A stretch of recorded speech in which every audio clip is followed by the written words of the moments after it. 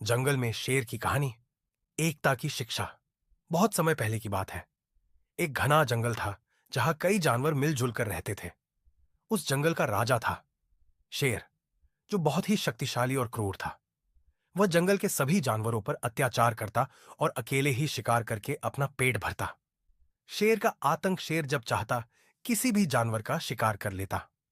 जंगल के सभी जानवर डर के मारे उससे दूर भागते और छिपकर रहने लगे। एक दिन सभी जानवरों ने मिलकर सोचा कि अगर ऐसा ही चलता रहा तो एक दिन जंगल में कोई भी जानवर नहीं बचेगा। चतुर खरगोश की योजना। जंगल में एक चतुर खरगोश भी रहता था। उसने सभी जानवरों को इकट्ठा किया और कहा, हम एकता में शक्ति है। अगर हम सब मिलकर कोई योजना बनाएं तो शेर को हराया जा सकता है। सभी जानवरों ने उसकी बात मानी और एक योजना बनाई। अगले दिन खरगोश अकेले शेर के पास गया और बोला, महाराज, हम सब ने फैसला किया है कि रोज आपके भोजन के लिए एक जानवर खुद आपके पास आ जाएगा ताकि आपको शिकार न करना पड़े। शेर इस प्रस्ताव से खुश हुआ और राजी हो गया। शेर की चालाकी पर पड़ा भारी। हर दिन एक जानवर अपनी बारी पर शेर के पास जाता। जब खरगोश की बारी आई तो उसने जानबूझकर देर कर दी। शेर गुस्से में आ गया और दहाड़ते हुए पूछा, तुम इतनी देर से क्यों आए?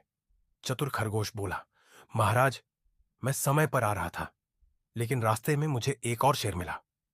उसने कहा कि वह जंगल का नया राजा है। उसने मुझे रोक लिया और कहा कि अब से सभी जानवरों को उसी के पास जाना होगा। शेर बहुत गुस्से में आ गया और बोला, कौन है वह दुस्साहसी? मुझे ले चलो उसके पास। खरगोश शेर को एक गहरे कुएं के पास ले गया और बोला, महाराज, वह इस कुएं के अंदर है। शेर ने कुएं में झांका और पानी में अपनी ही परछाई देखी।